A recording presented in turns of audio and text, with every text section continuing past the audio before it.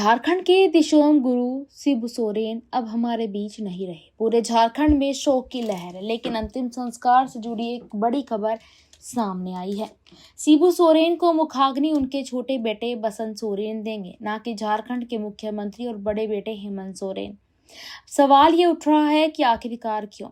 दरअसल झारखंड की परंपरा और सोरेन परिवार की आंतरिक व्यवस्था में यह निर्णय लिया गया है कि पिता को मुखाग्नि देने का अधिकार उस बेटे को दिया जाए जो उस वक्त उनके साथ परिवार की जिम्मेदारियों में प्रत्यक्ष रूप से मौजूद हो।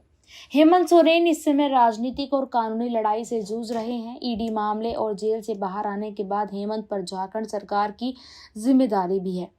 यही कारण है कि परिवार ने यह निर्णय लिया कि बसंत सोरेन, जो लगातार परिवार के साथ है, वही अपने पिता को मुखाग्नि देंगे। छोटे बेटे बसंत सोरेन ने बीते कुछ महीनों में अपने पिता की सेवा में सबसे अधिक समय बिताया। अस्पताल में भर्ती होने के बाद से बसंत लगातार गुरुजी के साथ बने रहे। यही वजह है कि परिवार और समुदाय ने मिलकर निर्णय लिया कि अंतिम संस्कार की सभी रस्में बसंत निभाएंगे। झारखंड में कई आदिवासी समुदाय में ये परंपरा भी है कि छोटे बेटे को भी अंतिम संस्कार की जिम्मेदारी दी जा सकती है, खासकर तब जब वह माता पिता की सेवा में सबसे आगे रहा हो। यह फैसला केवल परंपरा का पालन नहीं, बल्कि परिवार की भावनाओं और गुरुजी की इच्छा का भी सम्मान है।